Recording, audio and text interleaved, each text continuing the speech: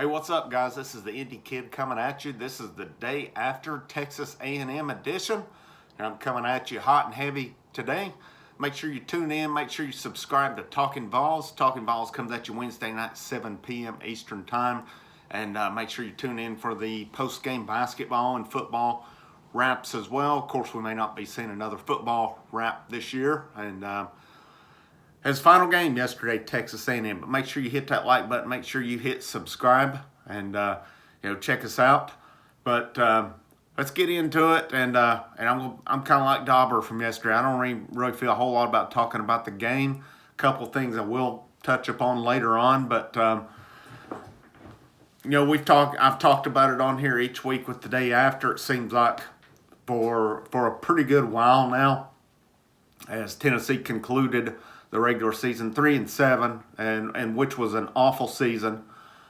Not a lot of positives came out of this season, and it was probably maybe the worst coaching job I've seen in a season. And I just don't see, there was nothing exhibited by Jeremy Pruitt and his staff that gave me confidence this year. And I hope the last couple games maybe we would see a little bit of that. But yesterday was tough to watch. Started out good. Bailey, we got the break on the first plays. Bailey took a sack, and then it ended up coming back for penalty, and then they went down and scored. That was really the bright spot of the day right there. And, I had a lot of concerns watching Harrison Bailey yesterday with how much he held on to the ball. But that's something, he's a true freshman. That's something that can be fixed. And, I think there's some things to work with. But let's get right into everything that's going on, guys. And 3-7 with that type of football, with getting blown out every single week, is unacceptable for the University of Tennessee. And if people that's making decisions down there, whether it's Phil Fulmer, whether it's donors, administration, or whatever, if they're happy with that, then they all need to be ran off. And obviously you can't run a booster off who's given millions, but they're obviously out of touch with it as well. And I really find it hard to believe that the people footing the bills down there are happy with this. And obviously now you've got the allegations come out. It's first reported by Trey Wallace, and then it was later reported ESPN as well. I think it was Mark. Somebody correct me on here. I could probably spell it more. Schlerbath, maybe. And I apologize I know I've messed up the name right there. I should have did better at that. But, those two guys reported some stuff there. There was also another guy who's with, I think it was WATE Knoxville, who confirmed some reports that saying that it's pretty well known Tennessee's paying players down there. So, kind of odd timing. I had a buddy that made a comment that all of a sudden the admin down there has gone OG. That's OG timing, and I can't say I disagree on that. As how can this fan base take another year of what we just saw? There's absolutely nothing exhibited. The staff can't adjust. They've not developed players. Their game plans have sucked. They've done all right for a little bit, but I really and truly think, and with all these allegations, it seems like there's some pretty serious allegations, and we've seen it down there before, especially with basketball, with Bruce Pearl and with Donnie Tyndall. They were out. And, why in the world are we going to – and those were both actually good coaches. Both those guys could actually coach, where Jeremy Pruitt can't coach his way out of a paper bag. And so we're going to fight if we're Philip Fulmer, and I don't know what's going on, but I really hope to goodness Philip Fulmer is not down here fighting for Jeremy Pruitt's job, especially if there's allegations, and especially after just pathetic season that we just witnessed down here. But I really think, and I think it's, with all that with Pruitt, he is a human being. Thoughts and prayers out to him and his family at the loss of his grandfather. I know he's going to deal with that, and I think UT will be respectful of that to give him his time and stuff. I mean, with all this, it's the holidays and all that, but I think you guys get what I'm saying there on it. So I expect, I really kind of figured we may hear something last night or even this morning on it. Nothing's come out yet. Just from reading people that, from different boards, a lot of you guys probably follow too. You can kind of figure out a little bit who's telling the truth, who's full of crap on it. And even some of the mods that I follow that run these sites, their tune is kind of, they've not come out and said there's going to be a change. I'm not saying that anybody that runs have said it, because they haven't said it, but just kind of read between the lines that just comments about, I don't know that I'm as confident as I once was that Pruitt would be back. And I think there's a really good possibility that it's over for Jeremy Pruitt. It should be over for Jeremy Pruitt. I mean, if you're cheating and you can't do any better than what you just shown, you're obviously not doing it right. So there's, of course, Eric Gray there's thoughts that maybe there were benefits there. I don't know if Brian Maurer, why he was out yesterday. And then the ESPN guy, he reported also with Mims, who signed with Georgia, offensive lineman, that there was some shady business going on there as well that come in. Because at one point, Tennessee was in pretty good shape, was right there with him. Of course, they ended up not getting him. But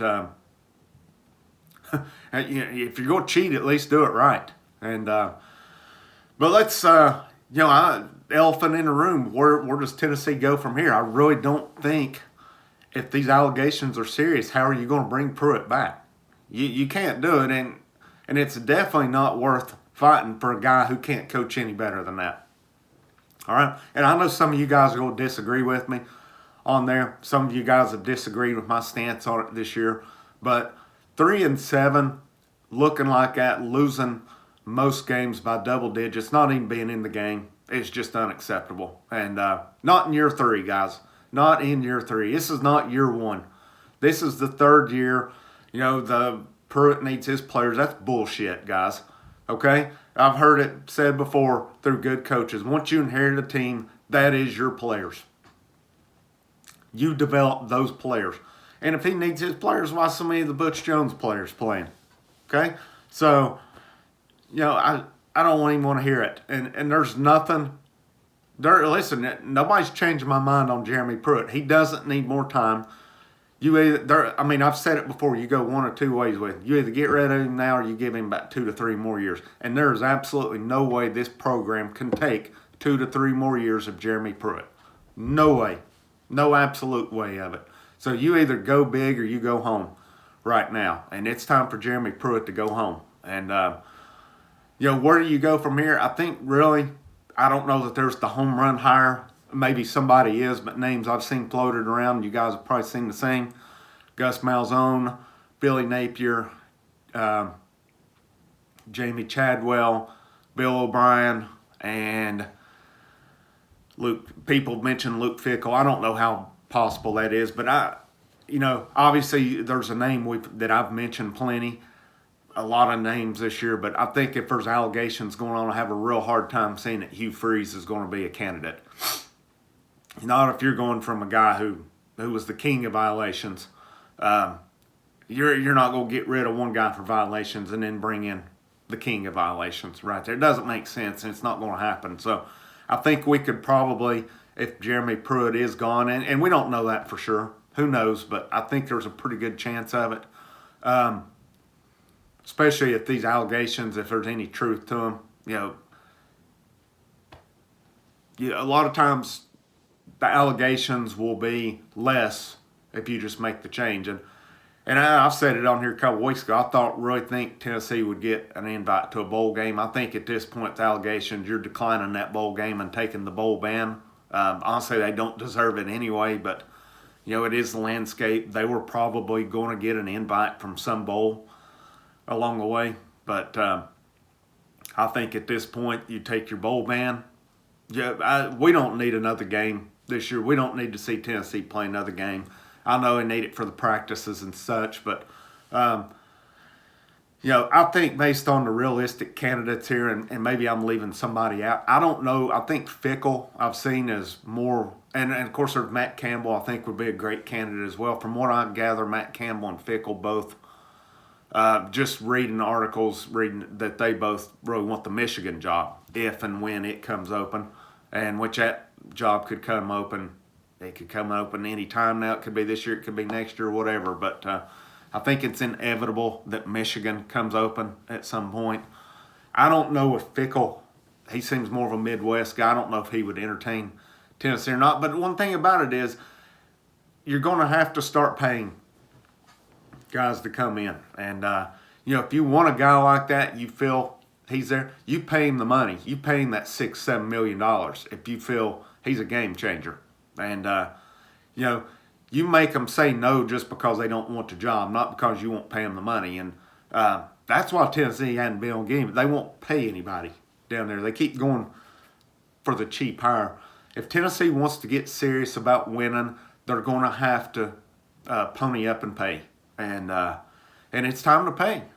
But I think based on, and this is just my opinion on it, if you're wanting a guy that's going to come in, who's going to win some games, who's going to recruit well, who's got a clean record. I mean, Gus Malzahn's hard to beat right there. Now, am I sitting here saying he's my number one guy? Not necessarily, but I think we could do a whole lot worse, too. He's been a solid coach at Auburn.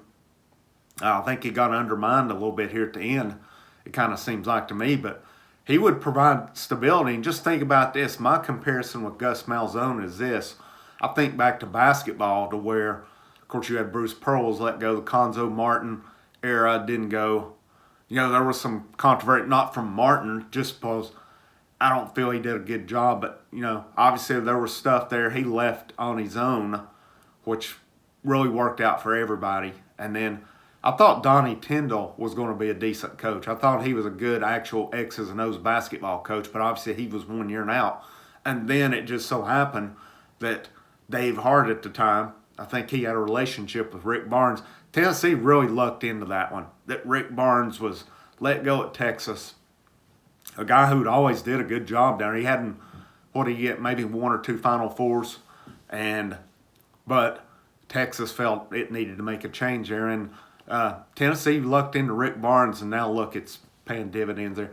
Gus Malzahn possibly could have those effects on Tennessee, and I think, I haven't seen any reports saying, well, would he be interested or what? I can't imagine he wouldn't.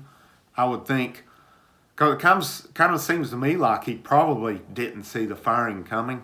And maybe he did, or whatever. But you got to think over the years and the record he's put up in the West, and that West has been brutal over the years. I mean, you just look at Alabama, LSU, Auburn.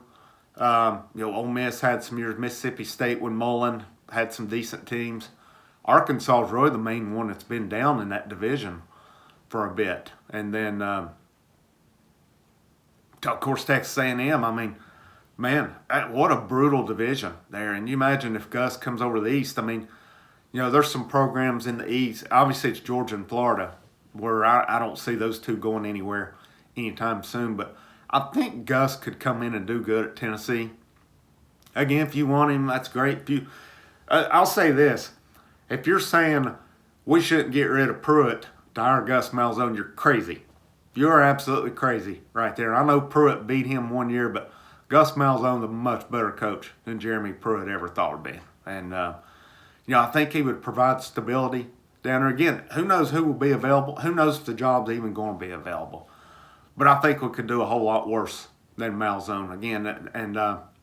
Again, don't take it as that's who I think we could do worse, and I think that would probably be a very likely candidate. And Napier and Chadwell, I think, have got potential, but they're kind of relatively unknown. Bill O'Brien didn't do good in the NFL, but when he was at Penn State, I mean, he come in at a tough time and really did a good job with that program through all the Paterno stuff that was going on. So I think you could do worse there as well than Bill O'Brien or Gus Malzahn. I think that would be two decent hires. Honestly, I like Fickle.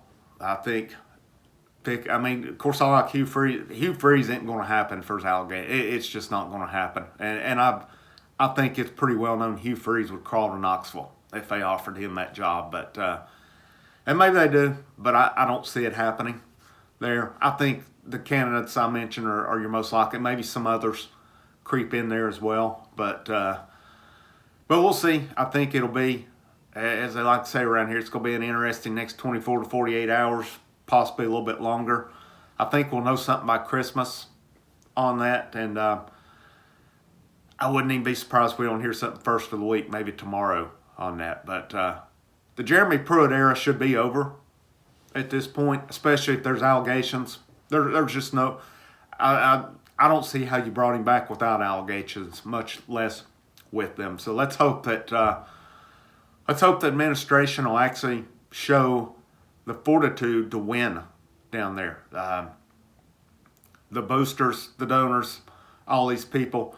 It's time everybody gets on the same page and it gets Tennessee back, because Tennessee is. I know a lot of you, and it's pretty interesting. There's been people in here saying that Tennessee's never been good in their lifetime, and that's a sad reality. That's a fact. And a lot of these recruits now, they've never known a good Tennessee either, and we wonder why recruits from this state are going to Clemson, Ohio State, Alabama, et cetera, et cetera. And well, look what they've known. And Tennessee's been a shit show for 13 years now, and it doesn't have any signs of improving. But hopefully the right thing's done here, a change is made, and brighter days are ahead. But we've said that before, but hopefully it's not a search like it was the last time. And of course, we're seeing Auburn go through a pretty botched search right now as well. But if you want to be safe, I think you go Gus Malzahn. But I'd definitely test the checkbook on some guys to see how serious people are. But I'm sure Talkin VAWLS will be back with some shows discussing what goes on. I'll be back, for coaching search or stuff. Even if a search is not done, whenever they make the decision, Pruitt's coming back or not, I want to come back with a day after. If he's coming back, we'll discuss, what he needs to do moving forward. And if he's not coming back, we'll come back with to discuss candidates and stuff like that. But I'd get ready, Knoxville, and those of you listening, I really think silly season's hitting again. I think we're about to go through a coaching search again in Knoxville, just based on everything I'm reading. Again, I'm not 100% on that, but it's over 50% on that as well. So you guys take care, stay safe, Merry Christmas, Happy New Year, Happy Holidays, everybody be safe, and I'll see you when I see you.